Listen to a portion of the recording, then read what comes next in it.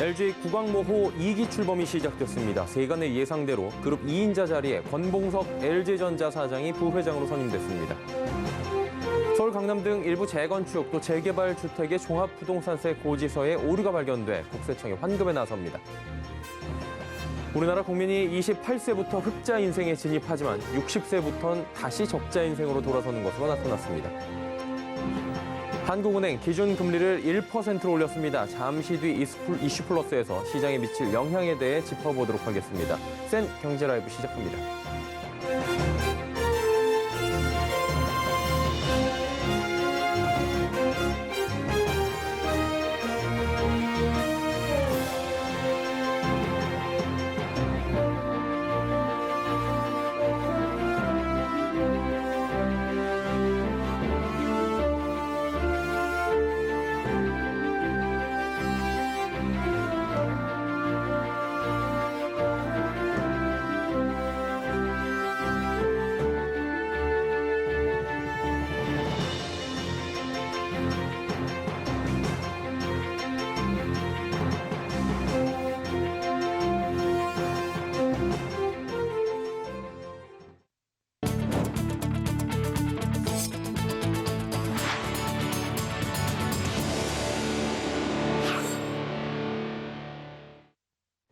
시청자 여러분 안녕하십니까? 센 경제라이브 서정덕입니다. 구광모 LG 회장의 5년 차를 이끌어갈 LG그룹 사단이 방금 전인 오후 4시에 발표됐습니다. 계열사별로 이사회를 열고 주요 사장단을 비롯한 임원 인사를 확정 지었는데요. 키워드는 안정 속 혁신 추구였습니다. 자세한 내용 취재기자 연결해봅니다. 정세미 기자, 오늘 이사회 내용 바로 짚어주시죠. 네, LG그룹이 오늘 오후 이사회를 열고 2022년 임원 인사를 단행했습니다. 우선 권봉석 LG전자 사장이 지주사 LG의 최고 운영 책임자로 선임되며 부회장으로 승진했습니다. 권 부회장은 1987년 사업기획실로 입사했으며 대부분 LG전자에서 경험을 쌓아왔습니다. 2015년 LG전자 HE 사업본부장을 맡아 올레드 TV를 시장에 안착시키며 성과를 인정받았습니다. 이후 2019년 말 LG전자 CEO에 임명됐고 올해 휴대폰 사업을 정리하고 전장 사업을 강화하는 등 체질 개선을 주도하기도 했습니다. LG는 선임 이유에 대해 권 부회장이 LG전자의 사상 최대 실적 달성을 견인했다고 설명했습니다. 권 부회장은 내년 1월 임시 주주총회에서 사내이사로 선임된 후 이사회를 통해 대표이사로 선임됩니다. 이후 그룹의 지속가능한 성장을 위한 미래 준비 강화에 공을 들일 것으로 관측됩니다. 이를 위해 LG는 CEO사나 경영 조직을 신설했습니다. 미래 신규 사업 발굴과 투자 등을 담당할 경영 전략 부문과 지주회사 운영 전반 및 경영관리 체계 고도화 역할을 수행할 경영 지원 부문을 만들어 계열사를 지원한다는 방침입니다. 현재 경영전략팀장인 홍범식 사장이 경영전략 부문장을, 재경팀장인 하범종 부사장은 사장으로 승진해 경영지원 부문장 역할을 맡게 됩니다. 이외에도 LG전자 신임 최고 경영자에 조주환 최고전략 책임자가 선임됐습니다. 사장 1명과 부사장 3명, 전무 9명, 상무 37명 등 총 50명에 대한 승진 인사를 실시했는데 사업 전문성과 역량 강화를 위해 2명의 여성 임원이 외부에서 영입되기도 했습니다. 서울경제TV 정세미입니다. 오늘 롯데그룹이 대대적인 쇄신을 위해 파격 인사를 단행했습니다. 외부 인재 확보를 통해 변화와 혁신을 주도하고 아울러 조직 개편까지 단행해 급변하는 경영 환경에 발빠르게 대응한다는 방침입니다. 김수빈 기자입니다. 롯데그룹이 오늘 계열사별로 이사회를 열어 정기 임원 인사를 단행했습니다. 이번 인사는 그간 변화와 혁신을 강조했던 신동빈 롯데그룹 회장의 초핵심 인재 확보 주문 방향대로 이루어진 모습입니다. 특히 각 분야 전문성을 갖춘 외부 인재를 적극 수혈해 조직 혁신을 가속화했습니다. 김상현 전 DFI 리테일그룹 대표이사는 글로벌 유통 전문가로 평가받아 유통군 총괄대표로, 안세진 전 놀부 대표이사는 신사업 분야의 강자로 브랜드 강화를 위해 호텔 사업군의 총괄대표로 선임됐습니다. 백화점 사업부 대표는 신세계에서 2018년 롯데로 둥지를 옮긴 정준호 롯데 GFR 대표가 임명돼 처음으로 외부 인사가 대표 자리에 앉게 됐습니다. 철저한 성과주의 기조에 따라 코로나19 사태를 넘어 뛰어난 실적을 낸 김교현 화학사업부문 사장과 이동우 롯데지주 사장은 부회장으로 승진했습니다. 식품군 총괄대표는 이영구 사장으로 롯데제과의 대표이사도 겸직합니다. 아울러 롯데는 5년 전 처음 도입했던 기존의 비유 체제를 없애고 헤드쿼터 체제를 새로 도입했습니다. 각 업종의 출자 구조와 공통성 등을 고려해 6개 사업군으로 계열사를 유형화했습니다. 이 가운데 주요 사업군인 식품, 쇼핑, 호텔, 화학사업군은 헤드쿼터 조직을 갖춰 1인 총괄대표 주도로 경영관리가 이루어질 예정입니다. 미래 성장 동력으로 꼽히는 IT, 데이터, 물류 등 관련 회사들은 별도로 두면서 전략적으로 육성해 나간다는 방침입니다.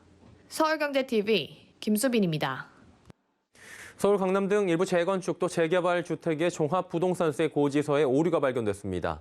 주택 취득일이 잘못 입력돼 장기 보유 세입공제 등이 제대로 적용되지 않은 건데 국세청은 오류를 신고하면 고지를 정정해주고 더 거둔 세금은 환급한다는 방침입니다. 국세청은 오늘부터 해당 고지 오류와 가능성이 있는 납세자에게 안내문을 발송한다는 방침입니다. 우리나라 국민은 28세부터 노동소득이 소비보다 많은 이른바 흑자 인생에 진입하게 되지만 60세부터는 소득보다 소비가 많은 또 적자 인생에 들어간다는 조사 결과가 나왔습니다.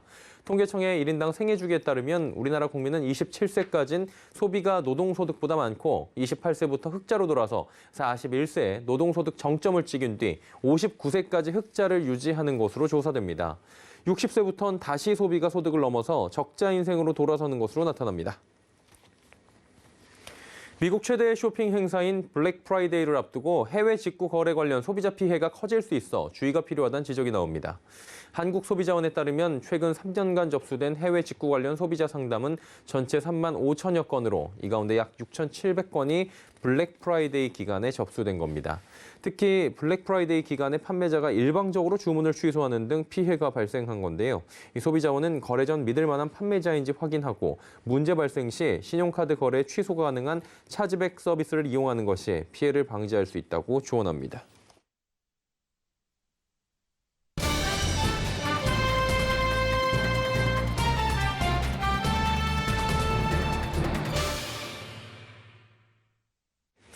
오늘 한국은행 기준금리 1%로 올렸습니다. 1년 8개월 동안 이어져온 이른바 제로금리 시대가 막을 내린 건데요.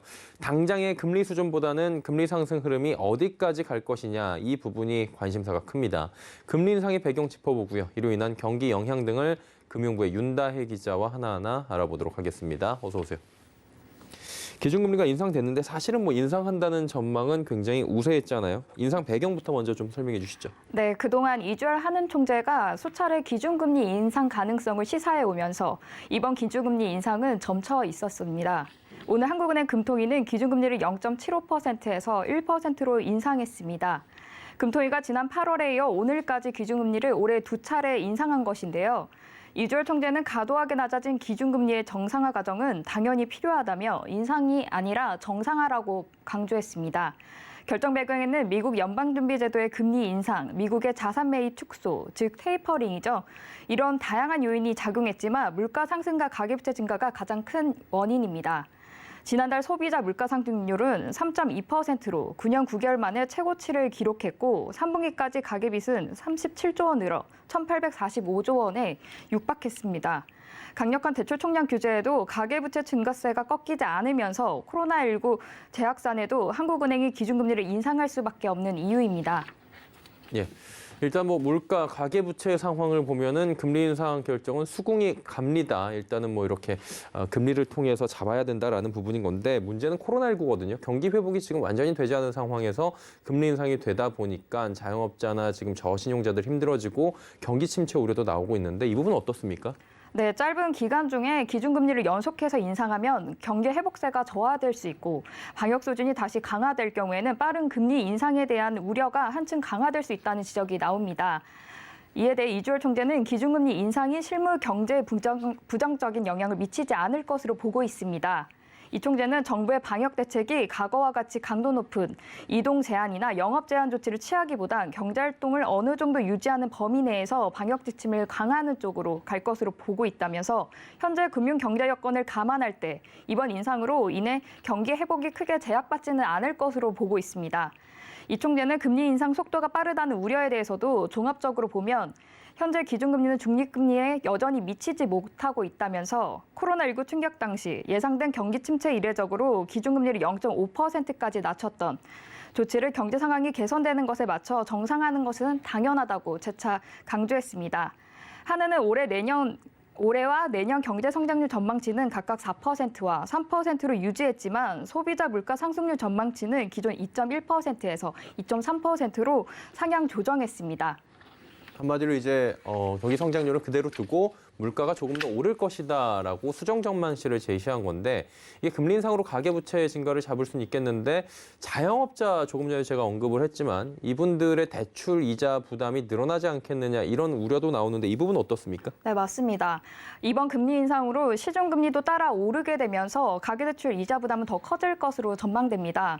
기준금리가 1%로 올라서면서 주택담보대출 금리는 6%로 치솟을 것으로 보입니다. 기준금리가 0.75%에서 주담대 최고금리가 연 5%를 넘어섰기 때문입니다. 올해 두 차례 인상으로 가계 연간 이자 부담은 지난해 말과 비교해 5조 8천억 원으로 증가해 대출자 1인당 연이자 부담도 301만 원으로 30만 원 불어날 것으로 추산됩니다. 그럼에도 한은이 기준금리를 올린 것은 가계대출 증가 등 금융 불균형 현상을 더 이상 방치해서는 안 된다고 판단했기 때문으로 보입니다. 전문가 얘기 들어보겠습니다. 차입자들에게 좀 부담이 가긴 하는데 근데 지금 그간의 금융 불균형이 좀 있다고 지금 인식을 하고 있기 때문에 부채 누적 문제를 완화함으로 인해서 얻는 편익이 좀 더 크다고 판단할 수밖에 없을 것 같습니다.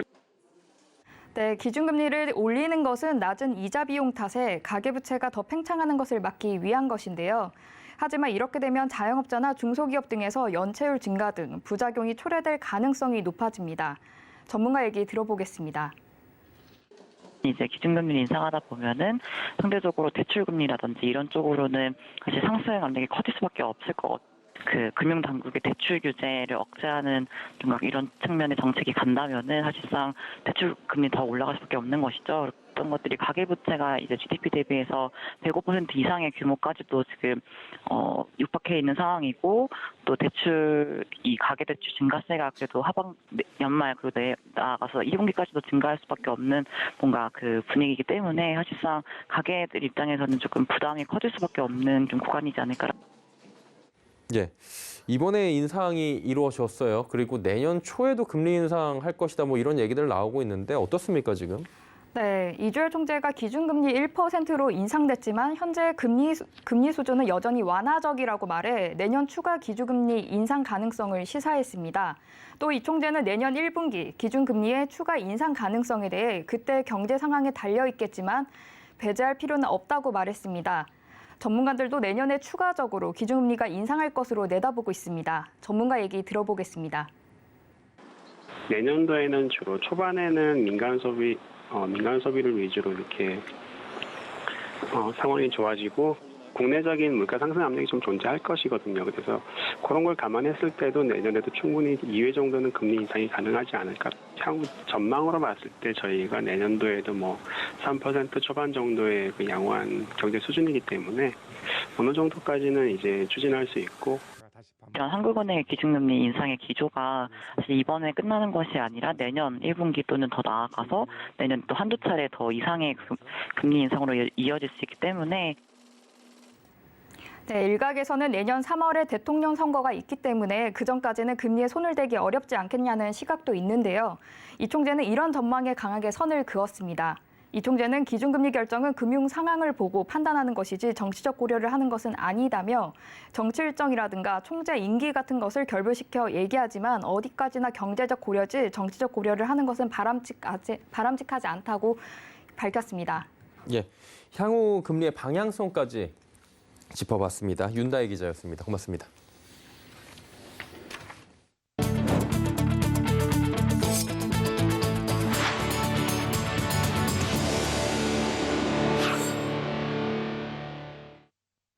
최근 국내 증시가 박스권에서 답답한 흐름을 보이자 동학개미들이 이탈하고 있습니다. 개인 투자자들이 미국 주식을 매수하며 외화증권 보유액도 사상 최고치를 기록한 건데요.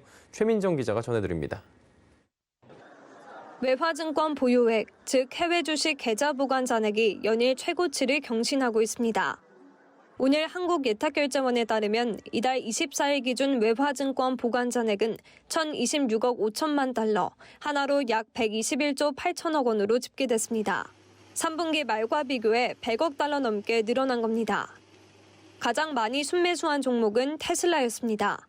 개인 투자자들은 테슬라 주식 22억 5천만 달러어치를 매수하고 18억 4천만 달러어치를 매도해 4억 달러 순매수를 기록했습니다.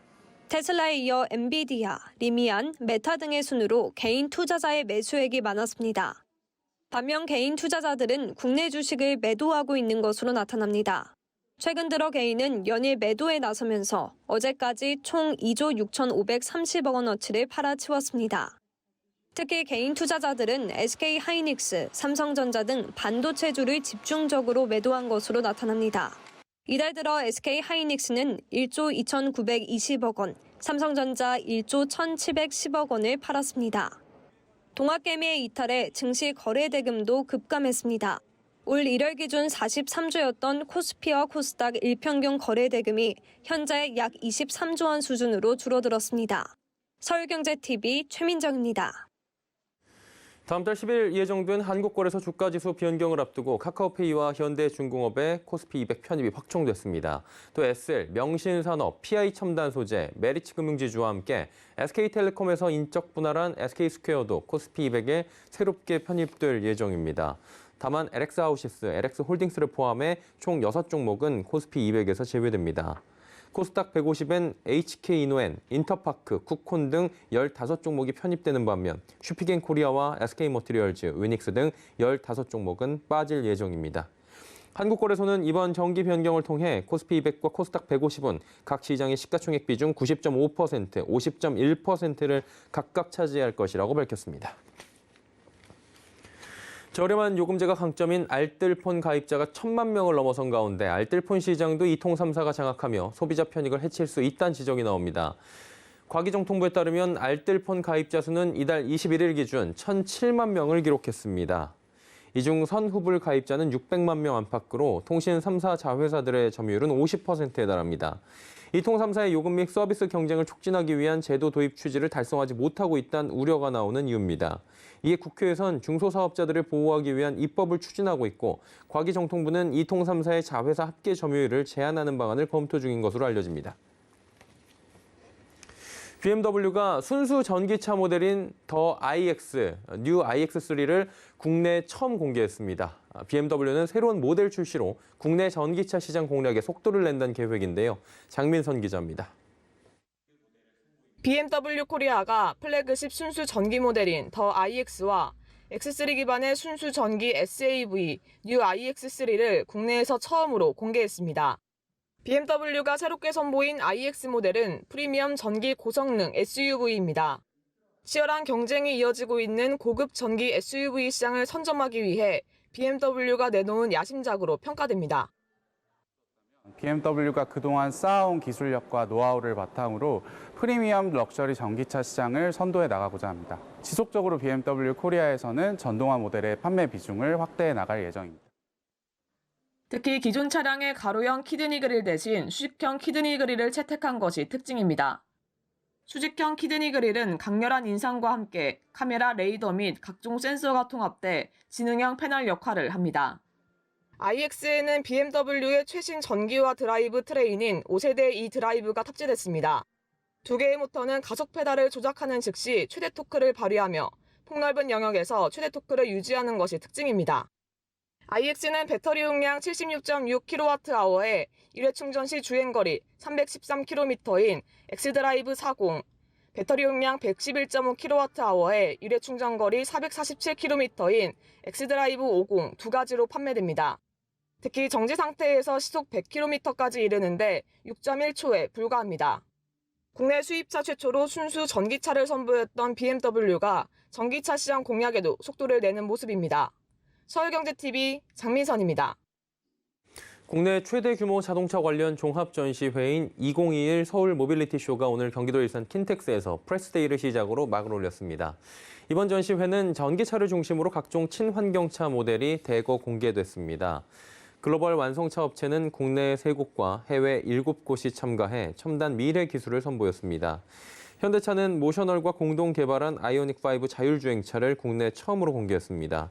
기아는 친환경 스포츠 유틸리티차 신형리로 2종을 세계 최초로 공개했습니다. 이번 전시회는 오는 26일부터 일반에 공개되고 12월 5일까지 진행됩니다. CJ 제1제당이 내년부터 팜오일을 지속 가능한 이 팜오일 생산을 위한 협의체인 RSPO의 인증을 받은 제품으로 모두 전환합니다. 팜오일 생산 시설 증가로 인한 환경 문제나 원주민 인권 침해 등 사회 문제를 최소화해 원재료부터 친환경을 고려하겠다는 취지입니다. 새로 RSPO 인증을 받게 되는 팜오일은 연간 2,000톤으로 기존에 인증된 팜오일과 합치면 연간 3,500톤 수준인 것으로 알려집니다. 인증받은 팜오일은 내년부터 국내 사업장에 사용되고 순차적으로 글로벌 자회사, 공급업체 등으로 확대해 나갈 예정입니다. 2017년 RSPO 협회에 정식 가입한 CJ 제1제당은 지속 가능한 원재료 조달을 강화해 환경을 생각하는 ESG 경영 실천에 박차를 가할 방침입니다.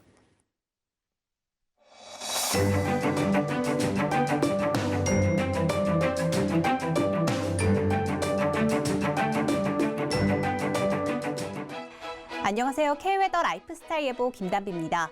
오늘 낮부터 찬바람이 불어오며 다시 추워지겠습니다. 내일 아침 중부와 경북 북부 내륙을 중심으로 영하권의 추위가 나타나겠는데요. 아침 기온 서울과 대전 영하 2도, 강릉과 대구 0도, 광주는 2도로 시작하겠고요. 아침에 비해 낮 기온이 크게 오르며 내륙을 중심으로는 일교차도 크겠습니다.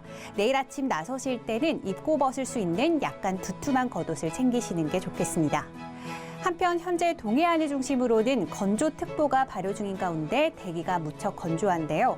여기에 바람도 약간 강하게 불면서 작은 불씨가 큰 불로 번지기 쉽습니다. 산불 등 각종 화재 예방에도 각별히 주의하시기 바랍니다. 내일은 중국 산둥반도 부근에 위치한 고기압의 영향을 받으며 전국이 대체로 맑겠지만 중부지방은 아침부터 차차 구름이 많아지겠고요. 강원도는 저녁 한때 흐리고 산발적으로 빗방울이 떨어지는 곳이 있겠습니다. 다음은 자세한 지역별 날씨입니다. 중부지방은 대체로 맑다가 구름이 많아지겠지만 춘천은 저녁부터 흐리겠고요. 아침 기온 춘천 영하 5도, 청주 영하 1도로 춥겠습니다. 동해안 속초와 강릉은 구름 많다가 저녁부터 흐린 하늘을 보이겠습니다. 속초의 아침 기온 0도, 낮 기온 10도로 일교차가 크겠습니다. 남부지방은 오후 한때 구름 많겠고 아침 기온 전주 1도, 부산 4도로 시작해서 낮 기온은 전주 10도, 부산 13도를 보이겠습니다. 바다의 물결은 동해상으로 최고 3m까지 높게 일겠고요. 그 밖의 해상은 비교적 잔잔하게 일겠습니다. 모레 아침까지는 춥겠고요. 모레 낮부터 차차 기온이 오르겠습니다. 또 다음 주 월요일 서쪽 지방을 중심으로 시작된 비는 화요일에 전국으로 확대되겠고요. 비가 그친 후에도 충청도와 전라도, 제주도는 비나 눈이 이어질 전망입니다. 날씨였습니다.